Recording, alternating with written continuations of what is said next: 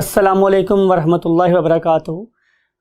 My dear students, हम start करने वाले हैं चैप्टर नंबर 7 और उसका हम लेक्चर नंबर 2 देखेंगे। और इसमें हम पढ़ेंगे दो चीज़ें, उनमें से एक का नाम है अमीबा और एक का नाम है zooflagellates. So let's move to the white board. What are the learning objectives? Again ये फ्लैश कार्ड है आप लोगों के लिए और इसकी तमाम चीज़ें ज़ाहिर जैसे मैंने पहले बोलता हूँ हमेशा कि इंपॉर्टेंट है और एक नंबर आपको दिलवा सकती हैं लाहौर बोर्ड में। तो इसलिए आपने अमीबा में इसके डिफरेंट फॉर्म्स को देखना है, इसके हैबिटेट को अंडरस्टैंड करना है, इसकी न्यूट्रिशन को अंडरस्टैंड करना है। यही वो 3 पॉइंट जो आपकी बुक में गिवन है। और फिर आप देखेंगे अपनी बुक में तो एक येलो बॉक्स के अंदर उन्होंने एक जायंट अमीबा के कैरेक्टरिस्टिक्स के बारे में आपसे बात की हुई है। तो ये सारी की सारी चीज़ें दे आर वेरी वर्दी फॉर यू। सो आप लोगों ने इन हर एक पॉइंट को गौर से सुनना है। So let's move with the amoeba. So हम अमीबा डिस्कस करने वाले हैं स्टूडेंट्स। अमीबा, सबसे पहली बात, अमीबा कैसे ऑर्गेनिज्म है? तो आंसर इज यूकैरियोटिक, यानी कि इनके पास एक वेल डिफाइंड न्यूक्लियस प्रेजेंट है। नंबर 2, दे आर यूनिसेलुलर, ये हमेशा तन्हा रहते हैं, यूनिसेलुलर, राइट। एक और बड़ा यूनिक फीचर जो अमीबा को बाकी अदर प्रोटिस्ट या प्रोकैरियोट से मुमताज कर देता है कि दे लैक पेलिकल। अब पेलिकल क्या है? पेलिकल एक ऐसी यू कैन से स्ट्रक्चर है around the animals that assign it a definite shape, right. अगर पेलिकल नहीं होगी तो जाहिर है organism will not be able to maintain its shape, तो उसकी शेप मेंटेन नहीं होगी। That's why amoeba do not have are definite shape, इसकी शेप तो है ही नहीं, राइट। ये एक बहुत इंपॉर्टेंट बात है कि इसकी कोई शेप ही नहीं है और ये किसी जेली की तरह से होता है, तो उस जेली की तरह से जिससे भी कोई शेप असाइन करनी है वो किसी तरफ भी बह जाएगी। अब इसके बहने की वजह से इसमें डेवलप होते हैं खास किस्म के ऑर्गन्स ऑफ लोकोमोशन, राइट। वैसे ऑर्गन ऑफ लोकोमोशन नहीं कहना चाहिए, लेकिन हम बाहर इन्हें ऑर्गन ऑफ लोकोमोशन कंसिडर करते हैं और इनका नाम स्टूडेंट्स मेरे पास क्या है? सूडोपोडिया। सूडोपोडिया, मैंने जान के दरम्यान में हाइफन डाला है ताकि पता चले आपको कि ये 2 वर्ड्स हैं। अब सूडो का मतलब होता है स्टूडेंट्स फॉल्स, यानी कि उससे हकीकी पाँव नहीं है, झूठे पाँव हैं। और पोडिया का मतलब क्या होता है मेरे पास? फीट। तो इसलिए हम इन्हें क्या बोलते हैं? False feet, because they are not special organ of locomotion, right students. अगली बात स्टूडेंट्स ये है इनकी फॉर्म्स क्या हो सकती हैं। तो इसकी आप लोगों की बुक में 2 फॉर्म्स गिवन हैं। एक वही अमीबा कि जिसे हम लोग बोलते हैं free living amoeba, right, free living amoeba. और दूसरी अमीबा की टाइप हमारे पास वो है कि जिन्हें हम लोग कंसिडर करते हैं what? A parasitic amoeba, parasitic amoeba. तो ये इसके हमारे पास 2 फॉर्म्स आ जाएंगे। और अगर मैं बात करूं इसकी हैबिटेट की कि ये कहां कहां पाया जाता है, तो आंसर इज कि ये पाया जा सकता है 3 मुख्तलिफ जगहों पे। Number 1, it may be present in the fresh water, it may be present in marine water, and it may be present in soil भी मट्टी में पाया जा सकता है। प्लस जैसे मैंने बोला कि अगर ये पैरासिटिक है तो जाहिर है फिर ये कहाँ रहेगा? Inside host body, inside host body. तो ये वो जगह हैं कि जहां पे आप लोगों की मुलाकात किससे हो सकती है? अमीबा से हो सकती है। अब अगर हम बात करें इसकी न्यूट्रिशन की, तो जाहिर है अगर तो ये पैरासाइट है तो ये डाइजेस्टेड फूड एब्जॉर्ब करेगा from the body of the host. On the other hand अगर ये एक फ्री लिविंग ऑर्गेनिज्म है तो जब भी कोई फूड पार्टिकल इसके पास आएगा तो it will develop food cups around the food. आइए ड्रॉ के अंडरस्टैंड करते हैं, समझ लेते हैं कि ये मेरे पास एक अमीबा है, something like it. You know इसकी कोई डेफिनेट शेप नहीं है, तो जो ही कोई फूड पार्टिकल इसके कांटेक्ट में आता है, समथिंग लाइक इट, तो इसकी बॉडी साइटोप्लाज्मिक प्रोजेक्शन बनाना शुरू कर देती है around the food, something like it. ये है साइटोप्लाज्मिक प्रोजेक्शन और ये है क्या, cytoplasmic projection.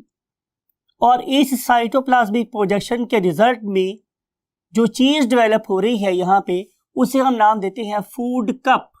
Somewhere here is food cup. और इवेंचुअली ये वाली साइटोप्लाज्मिक प्रोजेक्शंस जिन्हें मैं अब पेंट कर रहा हूं कैसा, ब्लू, ये वाली projections they eventually fuse together, आपस में मिल जाएंगी और मिलने के बाद ये वाला फूड पार्टिकल अमीबा के साइटोप्लाज्म का हिस्सा बन जाएगा और उस टाइम पे हम इसे एक नाम देंगे। वो नाम क्या है स्टूडेंट्स, फूड वैक्यूल। यानी कि फाइनल स्टेज के बाद ये वाला ऑर्गेनिज्म मुझे कुछ ऐसा दिखाई देगा, दिस वन। ये वाली फूड जो पहले अमीबा की बॉडी के बाहर पड़ी हुई थी स्टूडेंट्स, अब वो अमीबा की बॉडी के अंदर चली गई है। This is called as what, food vacuole. तो इनका जो मोड ऑफ न्यूट्रिशन है इस टाइम पे ये होलोजोइक है, क्योंकि ये पार्टिकल्स को इनगल्फ कर रहे हैं। लेकिन अगर यही वाला अमीबा किसी ऑर्गेनिज्म की बॉडी के अंदर होगा तो फिर उससे डाइजेस्टेड फूड लेगा। और इसकी बेस्ट एग्जांपल हमारे पास क्या है स्टूडेंट्स, पैरासिटिक अमीबा की जो बेस्ट एग्जांपल है that is ant amoeba histolytica. Ant amoeba histolytica. अब ये जो मेरे पास ऑर्गेनिज्म है इसका नाम आपने अंडरस्टैंड करना है, और नाम हमने रखा है उसके एक यूनिक फीचर की वजह से।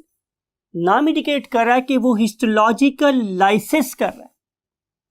हिस्टोलॉजिकल लाइसिस का मतलब ये है कि ये आपके टिश्यूज को ब्रेक डाउन कर रहा है। जब ये वाला अमीबा आप लोगों के इंटेस्टाइन में जाएगा तो it will begin to engulf endothelium, means inner epithelium of your intestine. तो जाहिर है उसमें क्या होगा, ब्लड कैपिलरीज भी होंगी। जब ब्लड कैपिलरीज खाई जाएंगी तो रिजल्ट में blood will flow into the faecal matter. तो रिजल्ट में जो स्टूल पास होगा वो जाहिर है लिक्विड होगा और उसके अंदर ब्लड भी शामिल होगा। तो अगर आप लोगों का स्टूल ब्लडी हो जाए, अगर स्टूल क्या सर स्टूडेंट्स ब्लडी, तो हम उसे नाम क्या देते हैं, डाइसेंट्री। आई थिंक कि you are very much clear about the term dysentery. Dysentery का मतलब स्टूडेंट दोबारा रिपीट कर रहा हूँ, ये है कि आप लोगों को जो लूज मोशंस आ रहे हैं उनके अंदर खून भी शामिल हो गया है और खून के आने की वजह हिस्टोलाइसिस है, आपके टिश्यूज का ब्रेक डाउन है, that is being engulfed by Entamoeba. और इसकी वजह से बहुत से ऑर्गेनिजम्स की डेथ भी हो जाती है, पर्टिकुलरली रिमोट एरियाज में। तो इस पर्पज के लिए आपको दो काम करने होते हैं। इस वाले केस में point to be noted students, इस वाले केस में कोई एंटीबायोटिक काम नहीं करेगी। इस वाले केस में आप लोगों को कोई एंटी अमीबिक एजेंट यूज करना पड़ेगा। एंटी अमीबिक एजेंट यूज करना पड़ेगा जो नॉट ओनली इन अमीबा को किल करे बल्कि इनके जो बनने वाले स्पोर्स हैं उन्हें भी किल कर दे। और इसकी जो बेस्ट एग्जांपल है वो मार्केट में अवेलेबल एंटामिजोल है और फ्लैजेल है, जो आपने नाम सुन रखा होगा, राइट। इस वाले केस में जब डाइसेंट्री लगी हो कोई एंटीबायोटिक आपकी हेल्प नहीं करेगी। तो इसलिए मैंने कैटेगोरिकली आप लोगों के लिए वर्ड यूज किया है कि you have to take anti amoebic agent. ये वाली चीज अमीबा की जान लेगी, लेकिन वो चीज जो आपकी जिंदगी बचाएगी that is ORS। ORS stands for oral rehydration salts. क्योंकि इस पर्टिकुलर लूज मोशन के दौरान में आप लोगों की बॉडी में से बहुत ज्यादा वाटर और सॉल्ट्स लूज हो गए हैं, आप लोगों को एनाफाइलैक्टिक शॉक हो सकता है। यानी कि आप लोगों की बॉडी में अगर इम्बैलेंस हो गई क्या मिनरल्स एंड आयंस, तो फिर उसको रिपेयर करना, उसको वापस लेकर आना बहुत डिफिकल्ट होता है। लिहाजा वो चीज जो लाइफ सेव कर सकती है that is basically ORS। It stands for oral rehydration salts, right. इसलिए मैं बोल रहा हूं कि इट विल सेव लाइफ। तो ये बहुत इंपॉर्टेंट है कि जब आप लोग किसी अमीबिक डिसेंट्री का इलाज कर रहे हो तो आप उससे एंटी अमीबिक एजेंट भी दें और साथ साथ आप लोगों से ORS जरूर पिलाएं. So that's it about what amoebas. Now we want to discuss the next topic. Or the next topic, students, that is zooflagellates. That is zooflagellates. Following the same pattern कि सबसे पहले आपको डिस्कस करनी है इसकी सेल्यूलैरिटी. तो जैसे मैंने जिक्र किया था आप लोगों के साथ लास्ट चार्ट में, लास्ट टेबल में जो 7.1 था, कि ये मेरे पास यूनिसेलुलर भी हो सकते हैं और ये मेरे पास कॉलोनियल भी हो सकते हैं. मींस कि ये मिलकर एक कॉलोनी भी बना सकते हैं. लेकिन इंपॉर्टेंट बात ये है कि ये वाले ऑर्गेनिज्म आपस में मिलकर कभी टिश्यू नहीं बना सकते. इट इज इंपॉर्टेंट कि कॉलोनी है, लोग आपस में, घर है, आपस में लोग रह रहे हैं, लेकिन वो एक खानदान नहीं है. राइट. सो यूनिसेलुलर हो सकते हैं और कॉलोनियल हो सकते हैं. तो ये है उसकी सेलुलरिटी के बारे में बात. अगली बात देखेंगे उसके न्यूक्लियस के बारे में. सो न्यूक्लियस कैसा है स्टूडेंट्स? जाहिर है वेल डिफाइंड, एक वेल डिफाइंड न्यूक्लियस है. और दूसरी बात कि it usually exist in the centre, centre में एग्जिस्ट करता है. Right students. फिर हम चलेंगे इसकी लोकोमोशन की तरफ. मैंने लास्ट टाइम आपको समझाया था कि अगर एक ऑर्गेनिज्म एक जगह खड़ा खड़ा हरकत कर रहा हो तो ये मूवमेंट है, जैसे मैं आप कर रहा हूं, this is just movement. Right. लेकिन अगर मैं अपने इस पर्टिकुलर पॉइंट की निस्बत में जगह तब्दील कर रहा हूं तो इसका मतलब क्या है कि आई एम डूइंग लोकोमोशन. तो हम लोकोमोशन की बात कर रहे हैं. इस पर्टिकुलर ऑर्गेनिज्म के पास एक स्पेशलाइज्ड ऑर्गन ऑफ लोकोमोशन है and that very organ of locomotion is called as flagella. अब फ्लैजेला किस तरीके से काम करता है उसके लिए मैं एक मूवी का सहारा लूंगा जिसे हम बोलते हैं स्पाइडरमैन. आपने देखा होगा कि ये जो ऑर्गेनिज्म है ये पहले एक स्टिकी सब्सटेंस अपने ऑब्जेक्ट की तरफ फेंकता है और फिर उसकी बॉडी उसके पीछे फॉलो करती. बिल्कुल ऐसा ही यहां पर भी हो रहा है कि ये जो ऑर्गेनिज्म है इनके पास क्या प्रेजेंट होता है? एक विप लाइक, एक विप कहते हैं स्टूडेंट. आपने कभी देखा हो तो घोड़े को हाँकने के लिए हम एक लैश, एक छड़ी, एक शांटा इस्तेमाल करते हैं. छांटा, शांटा, व्हाटएवर यू वांट टू से. तो that is basically a whip. Right. तो इस विप लाइक स्ट्रक्चर में सबसे पहले ये मूव करेगा और उसके पीछे उसकी बॉडी फॉलो करेगी. उसकी बेस्ट एग्जांपल मैंने बोल दिया है स्पाइडरमैन. तो ये स्टूडेंट्स बात है इसकी लोकोमोशन के बारे में.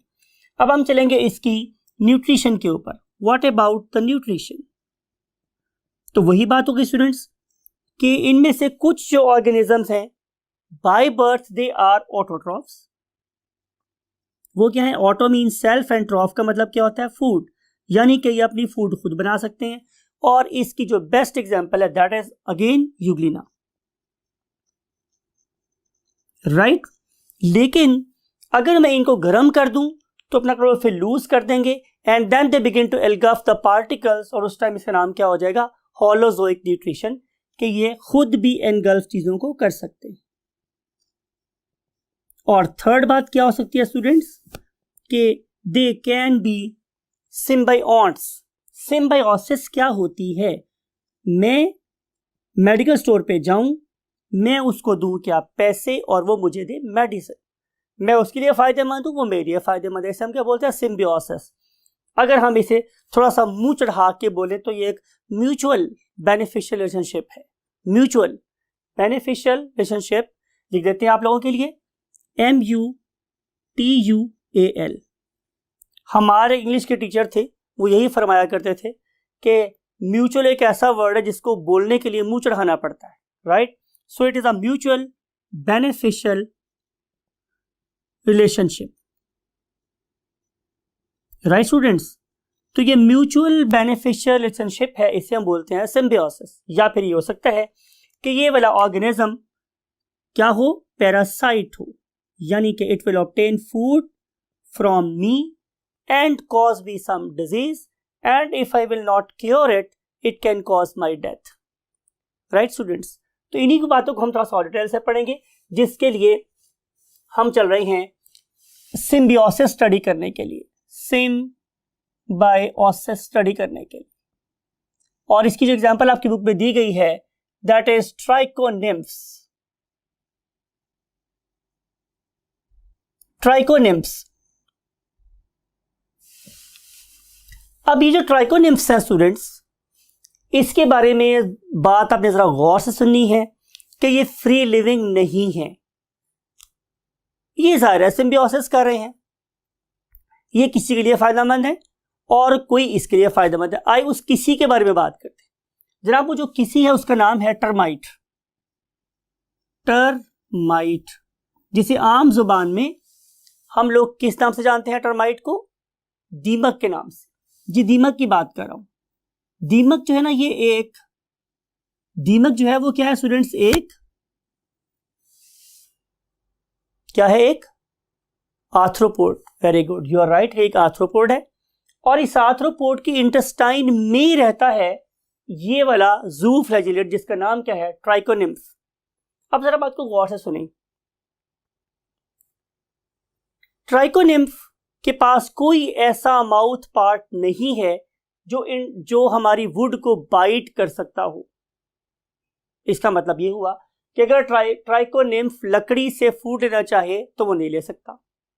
ऑन द अदर हैंड, ये जो मेरे पास टर्माइट है जिसके पास बड़े इफेक्टिव कटिंग माउथ पार्ट्स हैं, ये हमारे पास क्या करेगी? हमारी वुड को बाइट करेगी और वुड को अपनी बॉडी के अंदर ले जाएगी, राइट। लेकिन प्रॉब्लम क्या है? टर्माइट ने खा तो लिया लेकिन उसके पास डाइजेस्ट करने के लिए एंजाइम नहीं है। यू नो वेरी वेल, उसे हम बोलते हैं सेलुलेज। सेलुलेज एंजाइम कौन प्रोवाइड करता है? ट्राइकोनिम्फ। अब ये खा नहीं सकता और ये उसे पचा नहीं सकता, उसको डाइजेस्ट नहीं कर सकता। ये दोनों दूसरे के लिए क्या हो गए? लाजिमो मलजूम। ये उसे फूड खा के देता है तो उसे डाइजेस्ट करके देता है, तो क्या हुई? Symbiosis. You may write it as termite and then here is the trichonymph, right. Termite is providing it food and it is providing it what? Digestive enzymes. Digestive enzymes. तो इस किस्म की म्यूचुअल बेनिफिशियल रिलेशनशिप को हम लोग क्या नाम देते हैं? Symbiosis, right students. अब हम चल रहे हैं नेक्स्ट पॉइंट की तरफ, और वो नेक्स्ट पॉइंट क्या है स्टूडेंट्स? ट्राइपेनोसोमा, यानी कि अब हम बात कर रहे हैं एक पैरासाइट की। पैरासाइटिज्म की हम बात करेंगे और एग्जाम्पल है हमारे पास वर्ड ट्राइपेनोसोमा। ये एक और फ्लैजिलेट है। अगर आप इसको देखें तो आप लोगों को नजर क्या आएगा कि लुक एट दिस डायग्राम कि ये एक यूनिसेलुलर ऑर्गेनिज्म है और इस यूनिसेलुलर ऑर्गेनिज्म के अंदर आपको नजर आ रहा है एक फ्लैजेला और उसके साइड पर एक मेम्ब्रेन अंडुलेट कर रही है। This undulating membrane will help it to propagate effectively in the body of what? Host. Propagate का मतलब स्टूडेंट मूव करना, राइट। अब जो ट्राइपेनोसोमा है इसका वेक्टर कौन है? मींस इसे कौन सी चीज ह्यूमन पॉपुलेशन में फैलने में हेल्प करती है? तो आंसर है स्टूडेंट्स TSE फ्लाई। इसे हम बोलते कैसे हैं? इसे हम बोलते हैं स्टूडेंट सेट से फ्लाई। सेट से फ्लाई बिकॉज के T is silent over here, हम टी नहीं बोलते, तो वर्ड इज सेट से फ्लाई, राइट। ये जो सेट से फ्लाई है ये बेसिकली हमारे कॉन्टिनेंट ऑफ अफ्रीका में पाई जाती है। थैंक्स गॉड कि ये हमारे यहाँ प्रेजेंट नहीं है, राइट। सो सेट से फ्लाई जब किसी ऑर्गेनिज्म को बाइट करती है तो उसकी बॉडी में इंजेक्ट कर देता है व्हाट? ट्राइपेनोसोमा। और ट्राइपेनोसोमा ऐसे डिफरेंट किस्म के न्यूरोट्रांसमीटर इंड्यूस करता है जो कि बहुत ज्यादा स्लीप इंड्यूस करती है। Therefore disorder created by this particular zooflagellates is called as African sleeping sickness. African sleeping sickness. तो इसकी वजह से जो ऑर्गेनिजम्स हैं, जो इसका विक्टिम होगा, जो इसका पेशेंट होगा, वो हमेशा सोया रहेगा। तो ये कोई बात थी हमारे पैरासाइटिज्म ट्राइपेनोसोमा के बारे में। अब हम बात कर रहे हैं आखिरी, and that is called as we want to discuss choanoflagellates. Choanoflagellates. अब इनके बारे में हम डिस्कस कर रहे हैं स्टूडेंट्स, क्वेनोफ्लैजिलेट्स।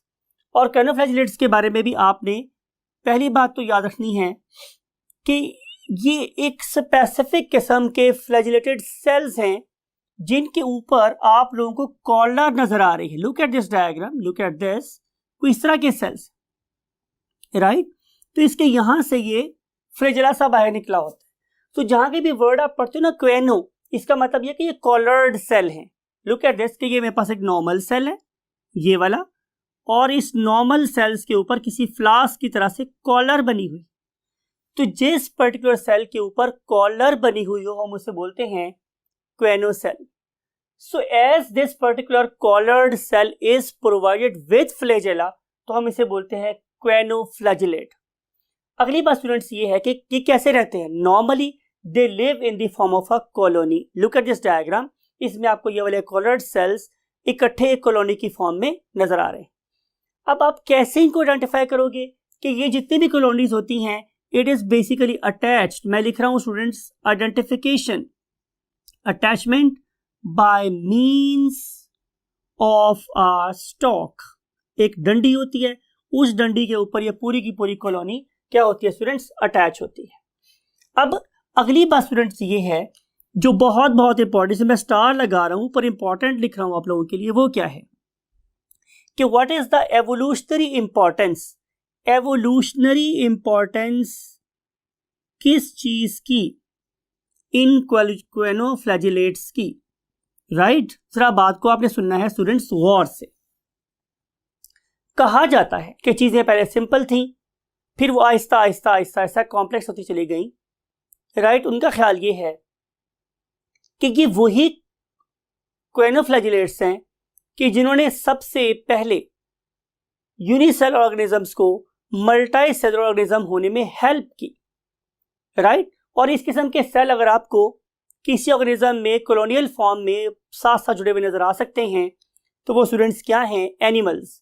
और वो एनिमल्स जिनमें ये चीजें आपको नजर आती हैं, those are called as what, sponges, right. अगर आप किसी स्पॉन्ज का क्रॉस सेक्शन देखें तो आप लोगों को उसके अंदर डिफरेंट किस्म की कैविटी नजर आएंगी जिन्हें हम नाम देते हैं स्पॉन्जियोसील, राइट। उस पर्टिकुलर स्पॉन्जियोसील के अंदर जो इंटरनल मीन सबसे अंदर वाली लेयर है, it is always lined with this particular cells called as choanocytes. Choanoflagellates के स्पॉन्जेस के एवोल्यूशन में रोल को देखने के बाद अब हम देखते हैं एक यूनिक फीचर अमीबा का, और उसके लिए देखते हैं हम लोग ये एनिमेशन। जी students, look at this animation. और इस एनिमेशन में आपको नजर आ रहा है कि ये मेरे पास एक बहुत ही बड़े साइज का अमीबा है। This particular giant amoeba is called as pelomyxa palustris. Look at this, it is quite giant, काफी बड़ा ऑर्गेनिज्म है ये। अगली बात ये स्टूडेंट कि ये पाया कहाँ जाता है, तो आंसर ये कि ये डिफरेंट किस्म की जो मेरे पास तालाब हैं, ये उसके बिल्कुल बेस में पाया जाता है, फ्लोर पे पाया जाता है। आपको ये बात पढ़ रखी है आप लोगों ने कि there is a constant rain of dead organic matter from the top of the pond to the bottom of the pond. उसे हम नाम कहते थे डिट्राइटस, राइट। तो डिट्राइटस है जो बिल्कुल ओशन पॉन्ड के टॉप से नीचे की तरफ हमेशा फ्लोट करता रहता है। It means there is a huge concentration of dead organic matter at the floor of what pond. अब ये जो जाइंट अमीबा है, इसको काफी ज्यादा अमाउंट में डेड ऑर्गेनिक मैटर मिल जाता है और ये उसके ऊपर जिंदगी बसर करता है। लेकिन सवाल फिर वही है कि क्या ये जाइंट अमीबा खुद से उस ऑर्गेनिक मैटर को डिकम्पोज कर सकता है, तो आंसर इज नो। इस अमीबा ने भी सिम्बियोटिक एसोसिएशन डेवलप की है, किसके साथ, एक और बैक्टीरिया के साथ, यूमेसिएट जिसे हम बोलते हैं methanogenic bacteria. You know very well कि ऐसे बैक्टीरिया जो ऑर्गेनिक कंपाउंड की डिकम्पोजिशन के दौरान में मीथेन प्रोड्यूस करते हैं, उन्हें हम लोग मिथेनोजेनिक बैक्टीरिया का नाम देते हैं। तो ये वाले मिथेनोजेनिक बैक्टीरिया जब चीज़ों को डिकम्पोज करते हैं तो उसके दौरान में एक्सेसिव अमाउंट ऑफ एनर्जी जो है वो इस ऑर्गेनिज्म को मिल जाती है, राइट स्टूडेंट्स। तो बहुत बड़े बड़े ऑर्गेनिजम्स की लाइफ में सिम्बियोसिस और मिल के रहने में ही कामयाबी नज़र आ रही है। So that's it for today. उम्मीद है आप लोगों को इस पर्टिकुलर जाइंट अमीबा के बारे में वैल्यूएबल इन्फॉर्मेशन मिल गई होंगी। अगले लेक्चर में आपसे लेक्चर नंबर 3 में मिलेंगे। Till that time take very good care of yourself. Have a nice day.